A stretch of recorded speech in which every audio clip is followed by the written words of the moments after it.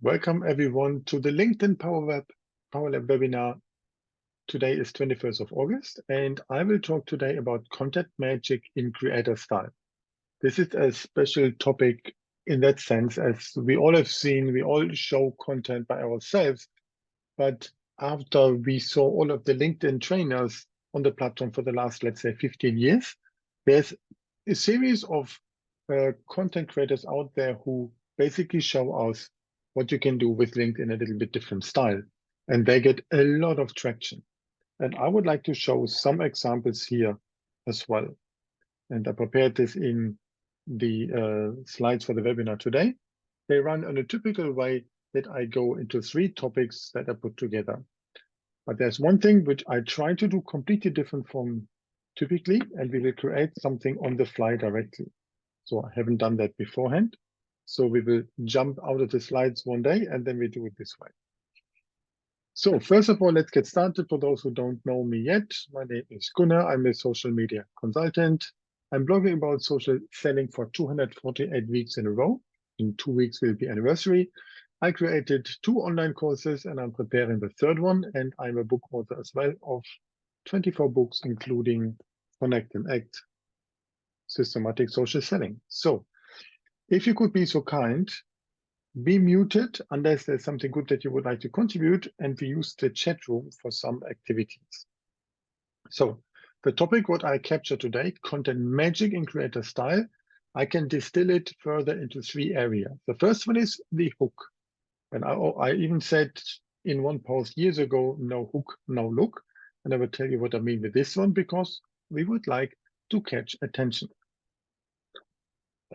The second one is the carousel, how to show your story. So beyond the regular stuff, we will then show in a different way how you can visually create your story in a highly appealing way. So then so let's say, the people call it carousel. Technically, it's actually not. It's called a PDF document, but carousel sounds nicer. And the third topic is a bit about commenting, because I learned something from those bigger content creators that they comment in a different way. For those who know me for a while, they would recognize that typically I would have 3 words, hook, carousel, and comment with the same letter, but I didn't find anything better than the hook. So for those who joined later, hi everyone. So let's get started talking about the hook. And a question to you in the chat. How do you start a LinkedIn post? Typically, some of you might use a title, let's say Monday morning motivation or Sunday serendipity. Frank, that's you. Some put out a question. Some do anything, different type of statement. So how do you do this? So I typically ask a question to get the reader into my post.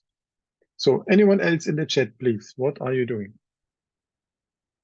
How are you normally do that? I don't see too much ongoing yet in the chat. So anyone can see it and can please be so kind. Yeah, well, you have Bell said you have a regular Monday post, and you call it Monday, and then the word that's the topic of the chat. What's a statement? Yeah. Let me show you some examples what I mean with that one.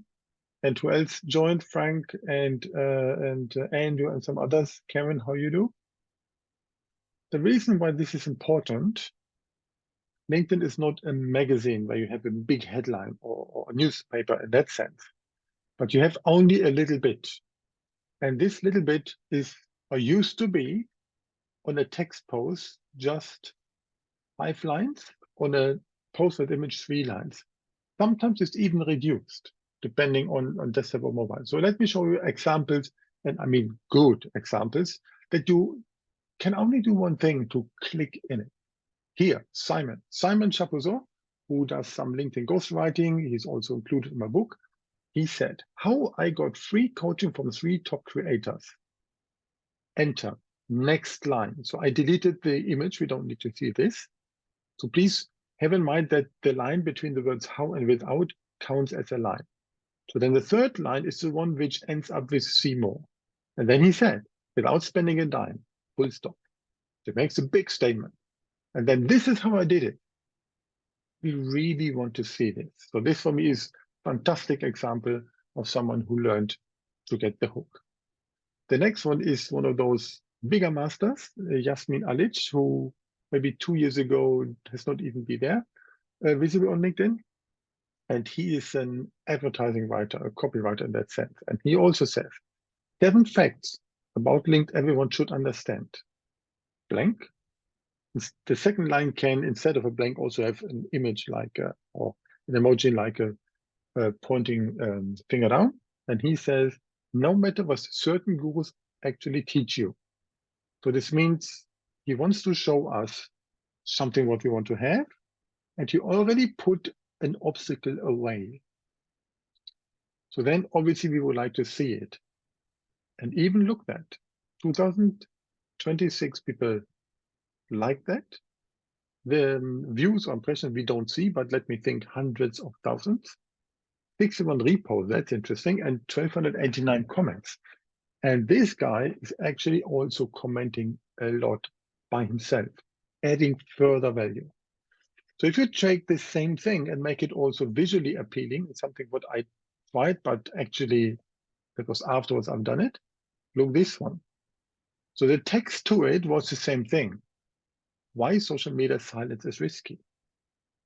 I could also ask it a different question. Is being silent on social media risky? And I even added some visuals to it. So the point I want to make, if you read something like this, then you have the feeling you want to click on see more. The see more is critical because it counts for the algorithm even more than any of these likes. So now we have Nalin from New Zealand. Welcome back. Good to see you again. We're just going through some hook examples. So from 3 people, I mean, the third one here was myself together with Roger Christie. But these are ways how you can get the hook topic well, because there's 930 million people on LinkedIn these days. That's quite a lot. It was around 500,000 5 years ago, so steadily growing. And we have a lot of noise on it. So in order for us to stand out, we need to ensure that the first lines really count. So how to make that happen? So some ideas for this one, tips. If you don't get them, the readers, to click the word see more, in 3 seconds, your post gets ignored. Think about your scroll through your feed, so then no reaction, nobody gets into it. And even when you believe, oh, I would like to read it, maybe I read it later. Later, it doesn't appear anymore unless we search for it, which is difficult.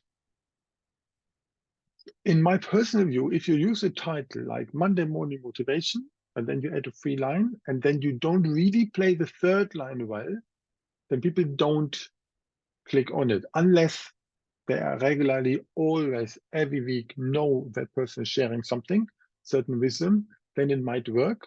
But it doesn't really say why I should read this instead of the next more appealing before or after.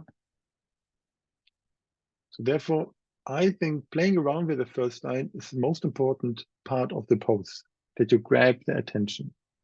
And the second most important is the closing of it at the end. So I start often with a question. I put the content of my post, and then I also close with a question, because what I want to have is not necessarily a call to action like buy now, because we're not selling on social selling, but I want to get a reaction, and I would like to entice people to click on a like. And then I also want to see comments, or maybe even someone sharing the post further. So here's a question. Own commenting on your post comes later. I will talk about that. A break up the title or keep sentence together. So I show you this. If you take the example first one from Simon, first line, second line, and third line. The second line is free on purpose. Really on purpose. So you have 3 lines. If you have a text-only post, you have 5. Not always. Sometimes, on some phone sizes, the app is even deleting an empty line and shows only 2. but still you can count on that this third line, which Simon wrote without spending a dime, that will appear. And that's the important one. You get them on the first, and then you need to get so that at the end they click on see more. So if you would say in your example by Monday morning motivation, where I'm not that big fan of it, then you add a free line, and then even potentially by mistake another free line, then nobody sees what actually it is all about, and that would be missing out. Unless you have the same people who regularly are basically waiting for it. So then it's a little bit different, but still it's a missed chance because the title doesn't really do it. I would rather put a question, put a hook, and I give 7 examples on the right part of this slide. So the entrance is the most important thing, because what you want to have from the reader is that they decide to pay their attention to your post and not the one which in the feed is before or after. Like we typically scroll through, doesn't matter which social media, same with Facebook, same with Instagram, you see something and that makes you stop the scroll. So some examples that I've seen which look quite good. 3 underrated tips to do whatever the activity is. Let's say if I would be let's say, just write a travel book. So then if I would put it on Instagram, I would say 3 underrated tips to whatever, climbing mountains, whatever, that people didn't look at or something like this. Then how to achieve an outcome without doing this or that obstacle. Let's say in the sense of Frank, you are working as a chief financial officer, and you would write something like how to achieve, let's say, as you consult companies also for the exit scenarios, something like how to sell your company without being burned financially, or something like this. You know, you can always play this, how to achieve, and without putting the typical obstacle in there. Or how to lose 10 kilo without going to the gym. I would read that. That would be good. The next one, how I did this to get an outcome. The difference being, so personally, I like more the how-to because I want to think in form of the reader so that they should do it. But some people believe when they have a good self-esteem and high confidence, they better would like to say how I did this. It's a bit close to the bragging part that I personally don't like, but apparently it works quite well, especially when the person is known to be humble in the sense of how I took a corporate layoff as a chance to move down under and create a new life. So I can play that because that would be my story compared to someone else can do the same thing because it's not the same situation. Or here, the ugly truth about whatever it is. Or steal this tool from me. Or here's how my client achieved this or that. That actually is good because then you can show it further. So for example, when I worked at Hootsuite and we had a client, let's say, I think it was even a government client, and they achieved something with using the tool that I could play with this. Didn't for government client, would do it for private. But when we get the allowance, the confirmation that we can talk about a client outcome like a success story, so then we can do this. And it can relate, especially when the audience is full of those people who also would like to get that. Or here, another example, try this if you struggle with. So if you take it like this Monday morning motivation, I would rather say something, depending on that particular post, how I'm highly motivated on Monday morning. Because there is a kind of saying that people normally on Monday morning are not, or they come out of the weekend. In that sense, how to be motivated on Monday without expecting Friday to come soon, something like that, in that direction. So you can play with something which is different. A title like Monday Morning Motivation is wasting real estate because the content is not there yet. It's missing out. You don't have so much space on it. Anyway, there were just some ideas how we can have strong hooks, and it's worth playing around that.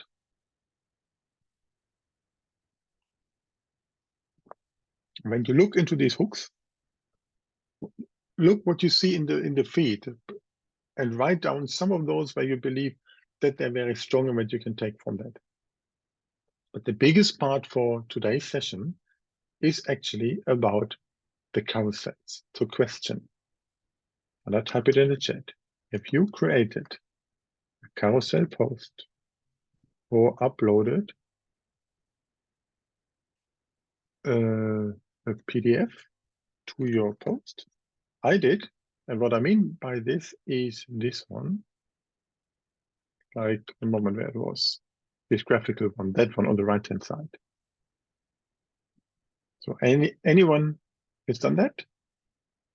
Frank, Raz, Karen, Nalin, Wasim, not yet. So at least there's one thing clear. The carousels are the most engaging format on LinkedIn. They started, I think, in 2019 that you could upload a PDF. Think about a corporate PowerPoint slide. The bad thing is it's too small. It's too much text typically on it. Doesn't make any sense. But you can actually make that happen. And I will show you a couple of examples from that. So let's go. There's one guy from Mexico called Jose Valles. He is obsessed in data and in curating content. He would analyze 100 old job ads from the days of beginning of television, what you can learn from it. He would put anything visual. He asked recently 70 big content creators who have a massive following which books they read, and then he put it all visually together. So typically, all the carousels have one thing in common. They have a nice visual thing here, like what he wrote there, The Beginner's Guide to Visual Storytelling. Paired with a good hook, that's what people want to have.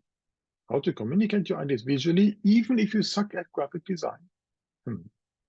Most of us here on the call do, maybe with the exception of Karen, she knows. So, and inside, you see it's a different play with the color. So he has a version of a creamy color as a background that he uses as a font for the title. So he plays it offside. And sometimes he has a black side in between, like a bit of a title. And he overdoes it with the number of slides. Typically should be ideally less than 20. But he can show something. It's like a PowerPoint, but just typically in a portrait format, because that's how we consume on the smartphone these days. And at the end, there should be a call to action related summary, how to reach out, how to follow. He makes it easy. Follow me to never miss a post, to say, can you please click on that little bell?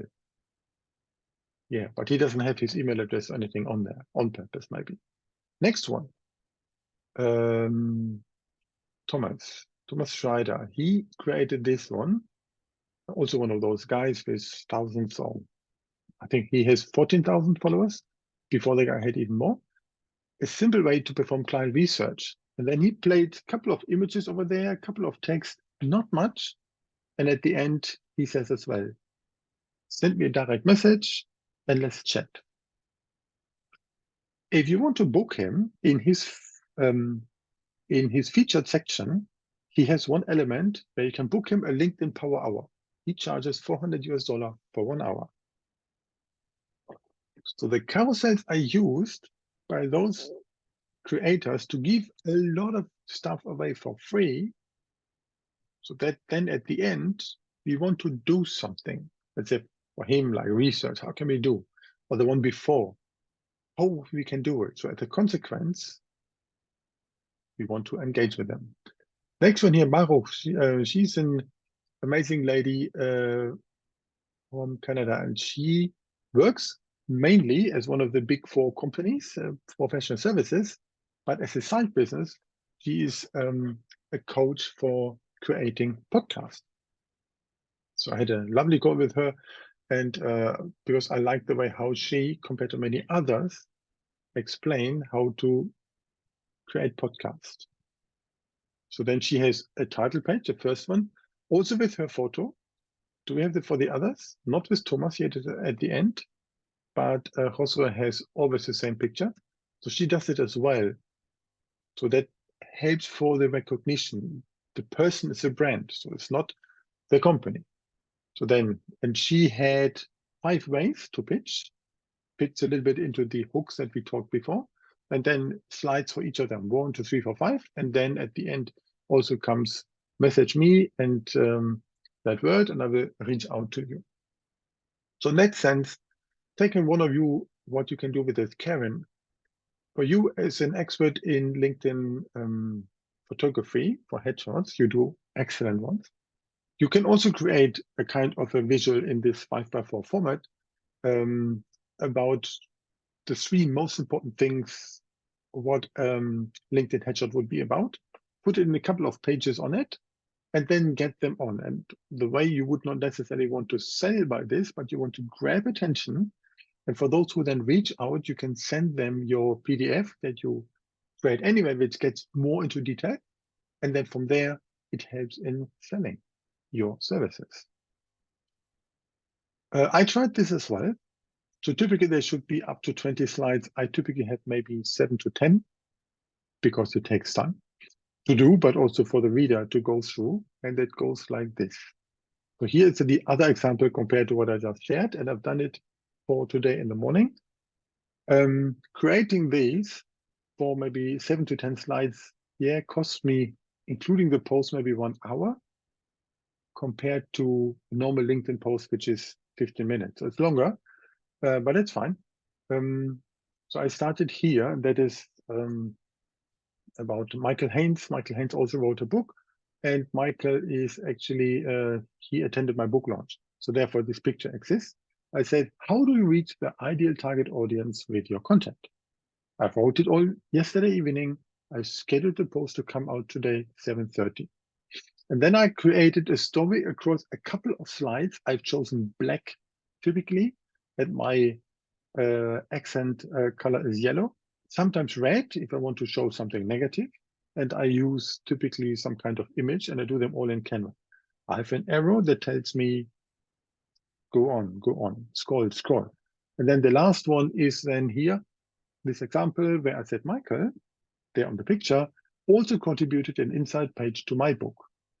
Before in the carousel, out of these 7, 8 pages is also Michael's book. And what happened today? Out of the blue, one person who saw the post, liked the post, and also I think he liked the link where I even shared this link as well, bought the book. Awesome. And not only this, he added something because this page where you can order my book has another order bump of something more. Wonderful. Only because of this. So that's how a carousel looks like. I would say let's do one. And I'll show you how that will look like. So follow these steps and finish in less than 1 hour. Let me show the theory and then we try this, okay?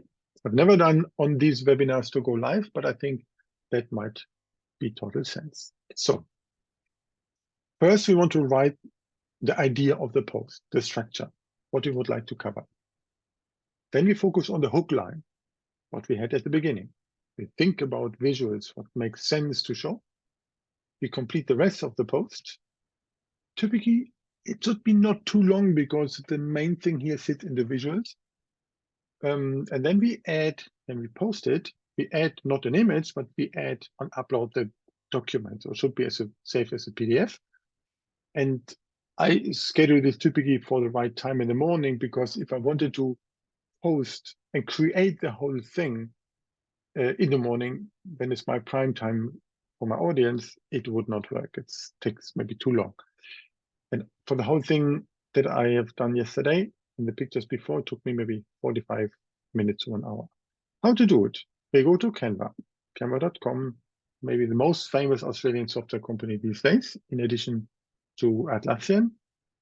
We choose a LinkedIn carousel, which gets us 1500 by 1200, maybe 1350 by 1080, which are the pixels. And it is 5 by 4. It's a bit longer than wide on purpose because it fits to the smartphone screen. So when you do this and you choose as a new design, it's called LinkedIn Carousel, it opens a couple of templates. That's good. Look the right one, for example, the blue one, 4 tips to sell on social media. Looks beautiful. And from there, you can take something and play around with it as you like. Many companies, they use square images because they do this type of carousel stuff longer, but they are wasting real estate in my personal view. Focus on the title badge first to grab attention with large letters and visual hook, as you have there. Tell your story across smaller text on following pages. And the last page should have a call to action, how readers can reach out or get the product or service. That's how that should go. Then we save it as PDF and then we upload. Sounds good? Sounds good. So let's try to do this. I need to share something else in order to make that happen. And I share, one moment, my Canva. Could anyone please be so kind again to tell me that it works? I hope so. In the chat would be good. So let the chat open. So what I now want to do, so that's the one why social media was risky what I had beforehand. But what I want to do is I take the one from last week, from today actually. Thanks for confirmation. And I would like to create a new one. So here I wrote the post for next Monday with a typo. Interesting. Can you convert prospects using social selling? So then I go, so I created and I decided what are my typical colors, this type of version for the blue, at the end, the version for the green. I've done all of this one. And this time I want to show a picture with another gentleman, which is Mark McInnes. And I already have the picture here that we took on the book launch. I just go and edit this a little bit so that I can crop that we only see ourselves, nothing else. That might be good enough. And then what we need to have is, of course, look, the background is not nice. There's 2 ways how we can do this. There's a free way to eliminate the background, which is a software tool called remove.bg. Remove.bg. BG is the ending for Bulgaria, but they simply have it for background. Costs nothing. That's one way to do it. Or if you have the Canva paid version, I currently have that, then it's possible to do that. So here's the background remover. Let's try that. If it's not good, I use remove.bg. Give it a moment. All is gone. The rest is gone. And I need to move it up a little bit, crop further here towards the right. I think that that's good enough that we don't see the other person, which was also intended. So and then with this, I can work. Ideally, we do this work when we have a good image that is also in a high resolution, which is not necessarily the case over here. You can see when I try to get it too much up, it doesn't work.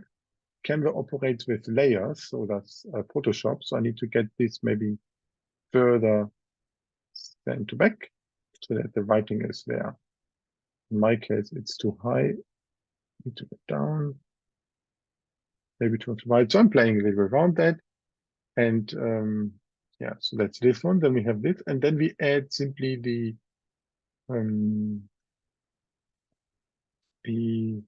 message. What did I say? I said here, can you convert prospects using social selling? Can you convert prospects using social selling. Of course, it's a bit large, but it's fine. You can say, can we convert your prospects? And what can we make bigger? So here's a little red bar. As you can see here, we can play around this. If we edit it, can be in any other color. Get even longer, shorter than we have that. Can you convert your prospects? Using, oh, that's the typo. Thank you for saying. It's a by using. On social selling, maybe I put this in yellow.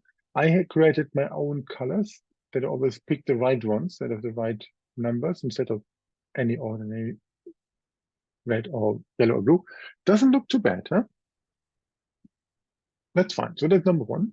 And then I can look into my text and figure out what type of stuff I have there.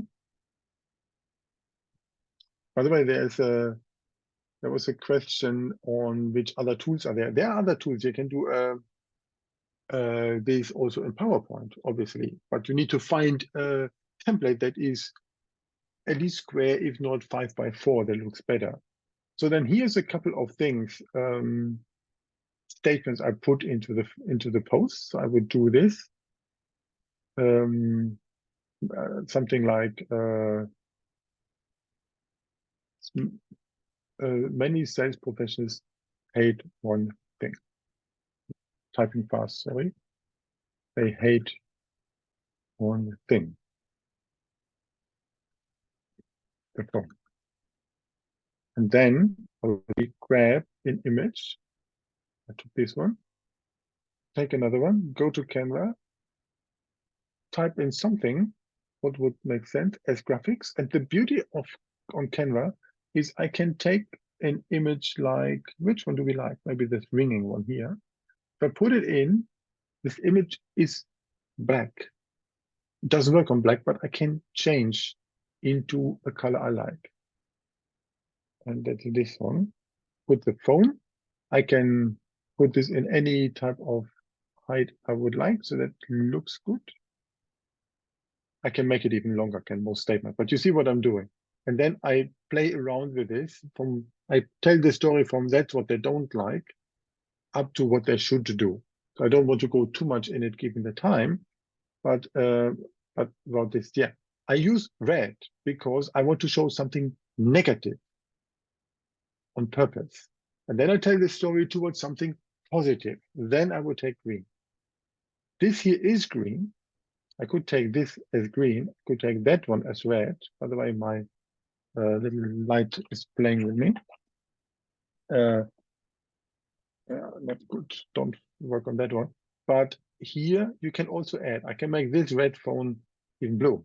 So that's the beauty of Canva, that many of the graphics which are sitting in there can be changed. Just need to learn a little bit about it. But looks good. And I can continue telling my story in the same way. And here I tell something positive, something green, like this. Then I would take parts of my story and define which of those would go in it. Here I even have a couple of tips. And then, as this is a story not just about me, but also about Mark, I can say, Mark talks about prospecting in his book, Tactical Pipeline Growth. Well, at least I know that one. Maybe something that we can play around this. And of course, I need to put this one. You see, it's practically easy. So I uploaded the book from him beforehand. It's this one. Again, similar story. Try to get rid of the background. Looks better, more clean. Yeah, fine. You see the lines in Canva? Don't go too much deep because on the phone there is a scroll bar. You don't want to have something below this. You have to place the arrow so that it works, and also not too high. And then Mark also contributed an insightful page to my book, and so on. And same kind of thing. When you have one, it's easy to tell your story. If you need to create and recreate something completely different, it's not needed. Nalin, you ask if I use the paid version.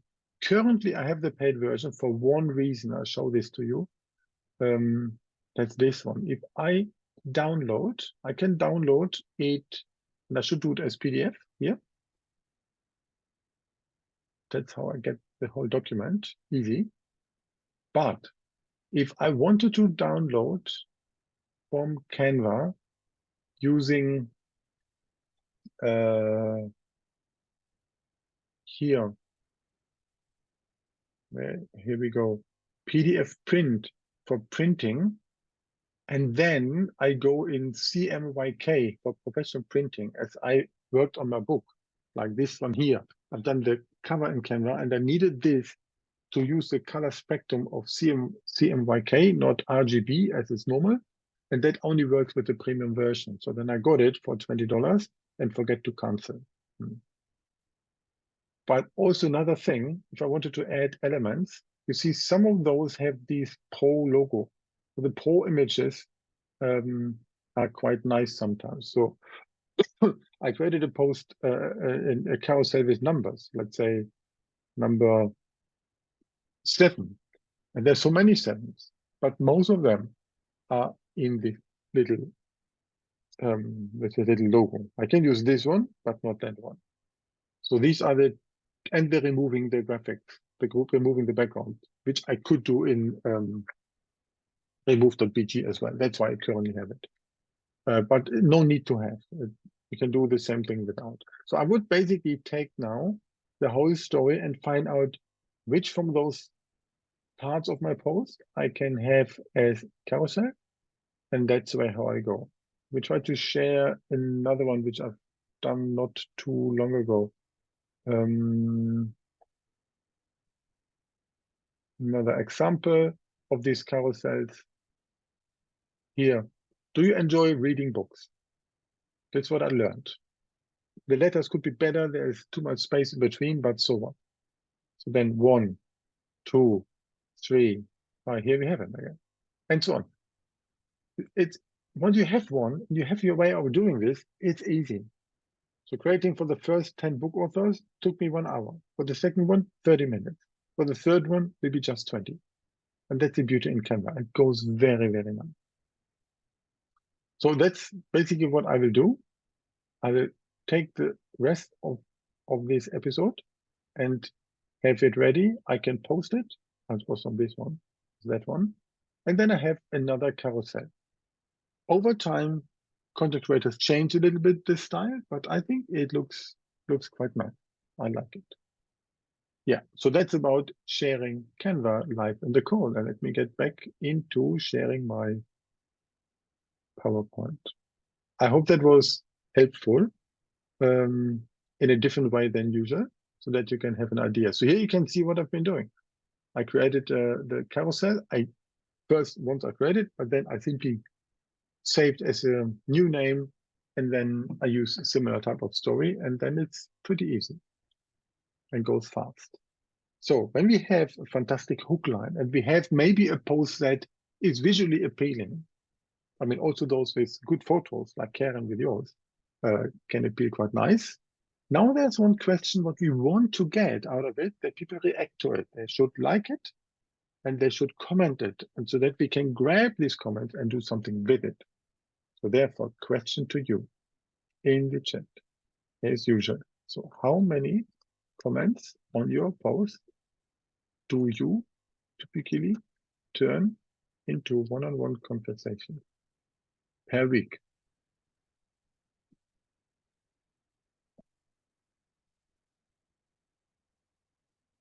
One moment. I picked the wrong one.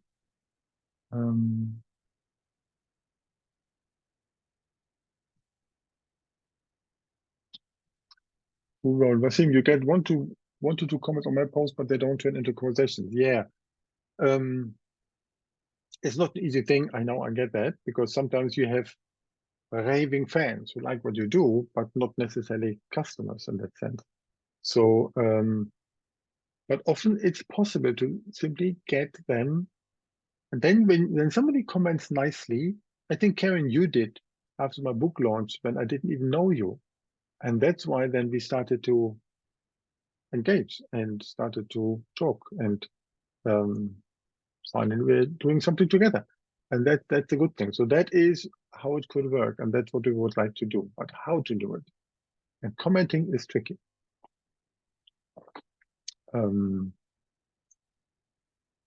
Yeah, here, Bell, you got lots of comments, at least 15 or more. And when we count the total number of comments, then typically you should, or you would, better to say, respond to a comment as well. So if somebody says, "Oh, that's a very good idea. I like what you shared," then of course you kindly thank them for it. But you can ask them further a question, but have in mind, whatever you say and write in public, they need to be comfortable in sharing, particularly those in the areas of health and fitness. It might be obvious for those, let's say for a personal trainer, to ask, "Hey, when did you go last time to the gym?" But I would not even want to declare that. For me, it's torture. Better don't write it. I do not want to discredit the personal trainer who posted something nice, but I also do not want to out myself as being not sportive. So then that's a tricky thing. And yeah.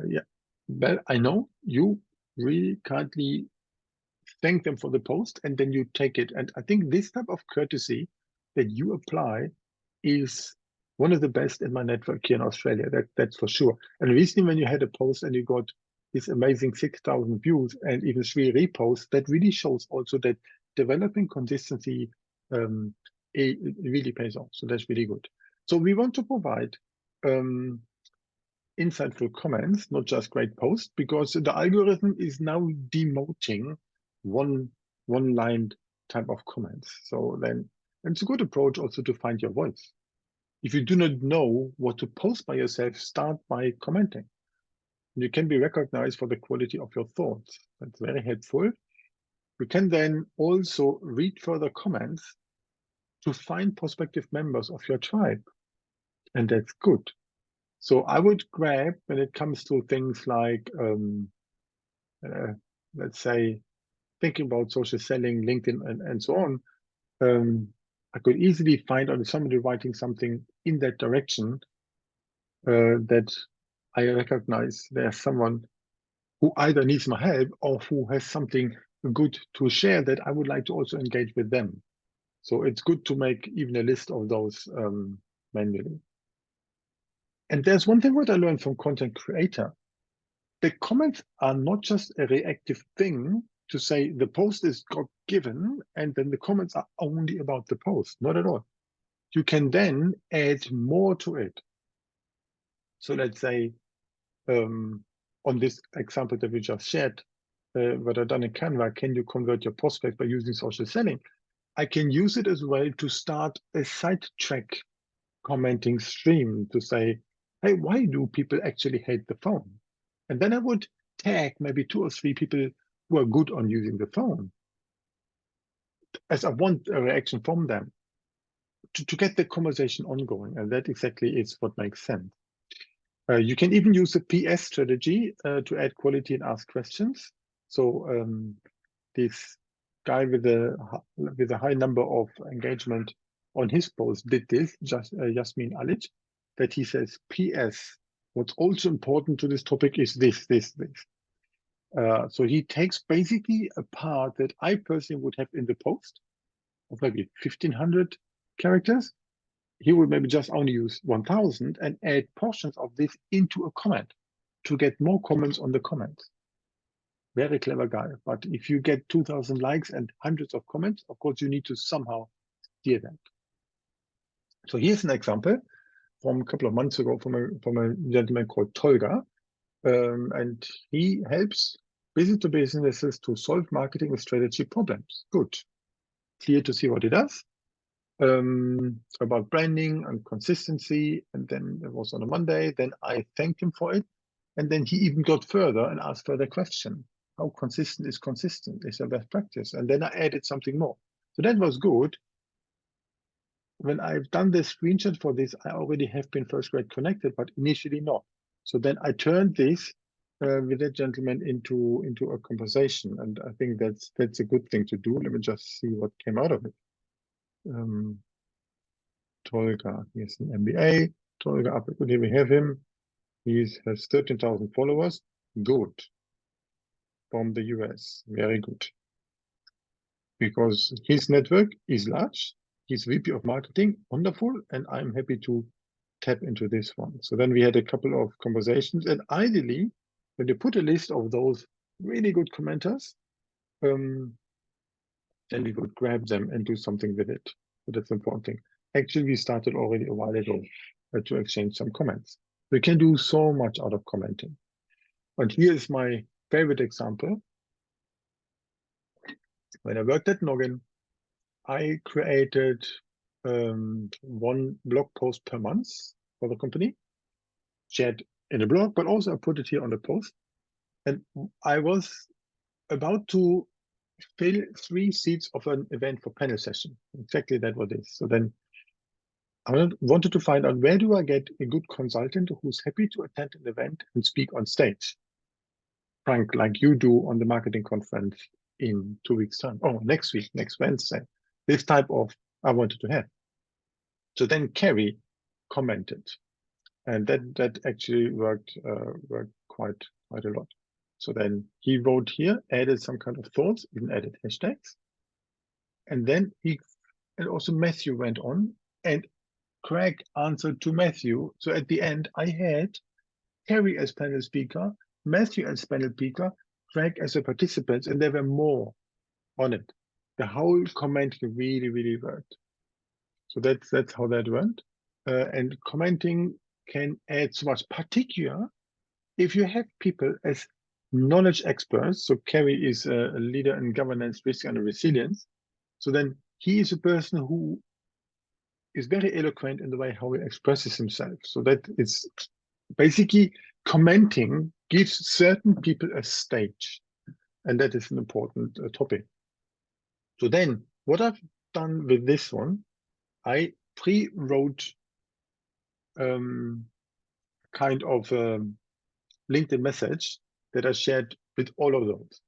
And I said, hey, Kerry, thanks for your lovely comment on my post about planning without testing.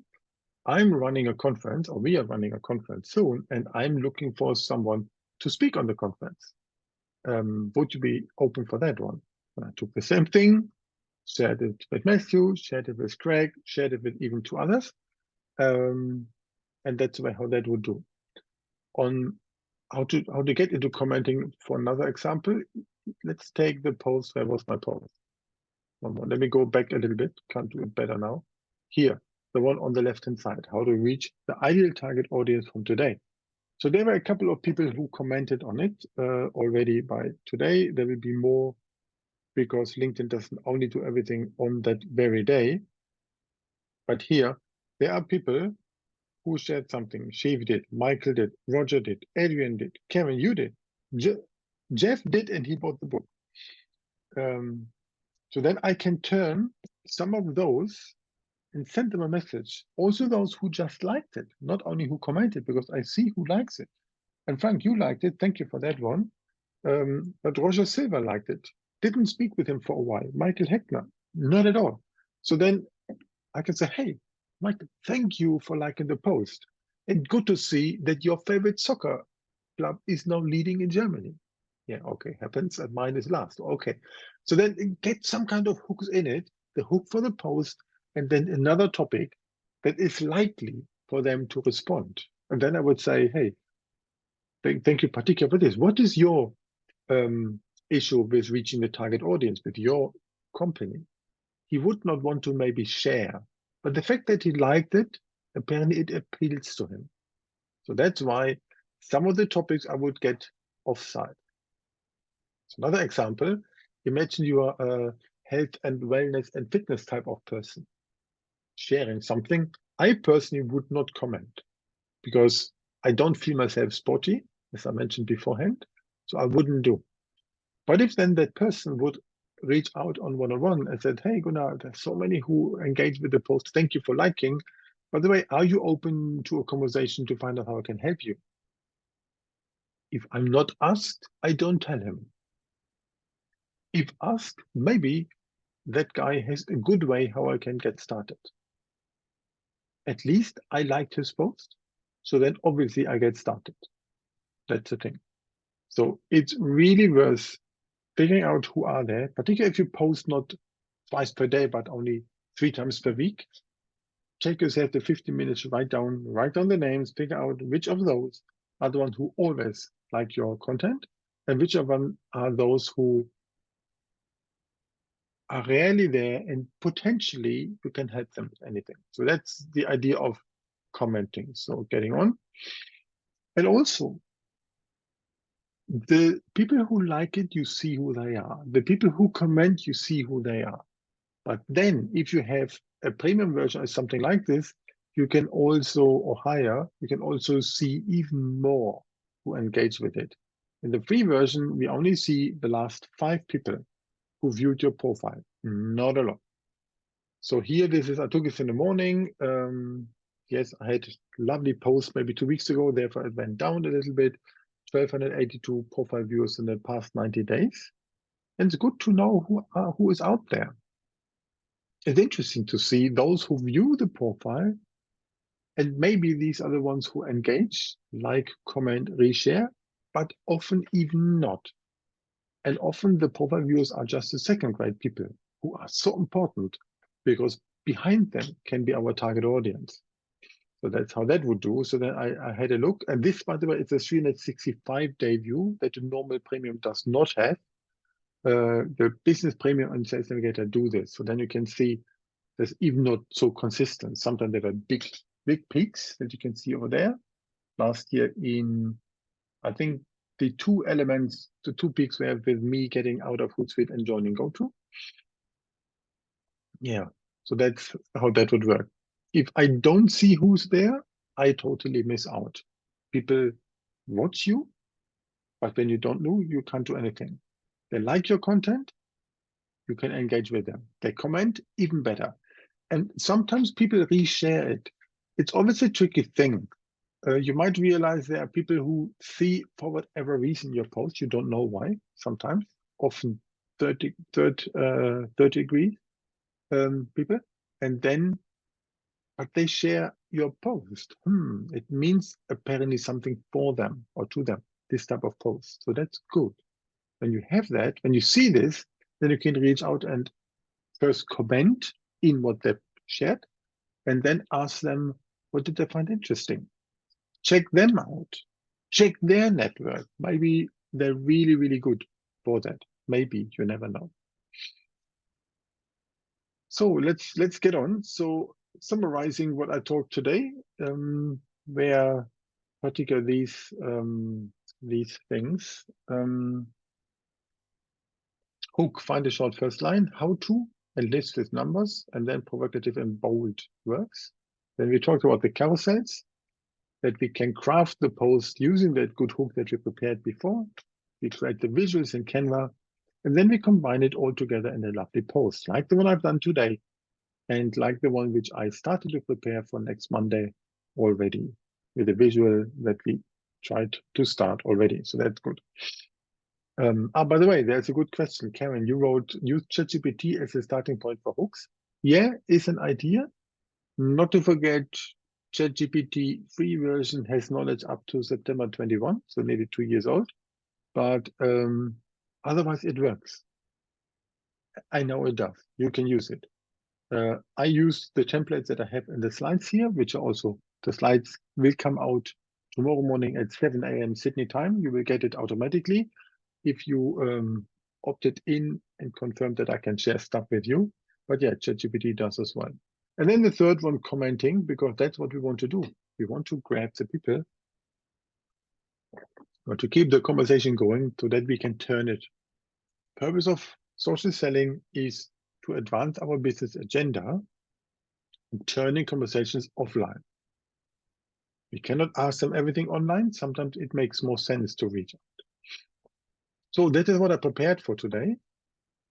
If any question, please let me know. And if you allow me 2-3 more minutes, because what I recognize with doing it live, got me exactly 8 minutes and basically nearly missing them, but I thought it was helpful.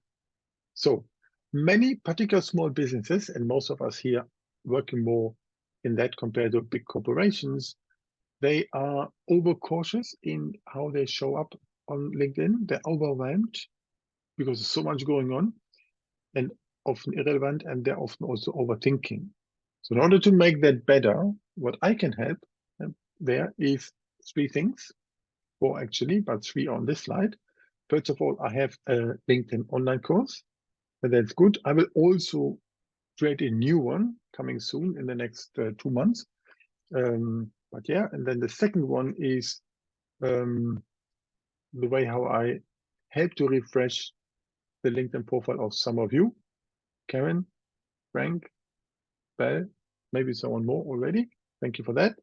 And then also I can help, I call it here converting content code. So I helped some small business in the BNI networking segment, for example, with even creating posts ongoingly. So that is one way of doing this, or simply one-on-one coaching, helping with all of the IT tools.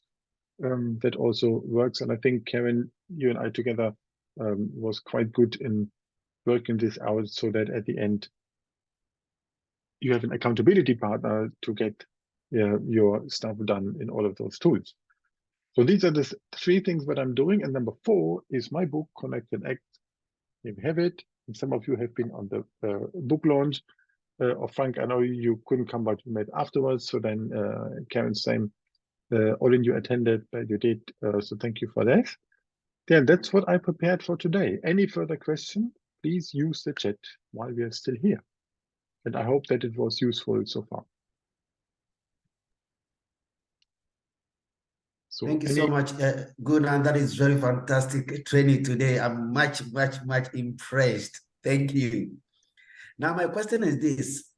Unlike Facebook, on which when people like or when they comment, you can see reply right there to engage them. When it comes to LinkedIn, sometimes when people like, you don't see where to actually engage them. Do you have to go into their main inbox to get them engaged, or what do you do?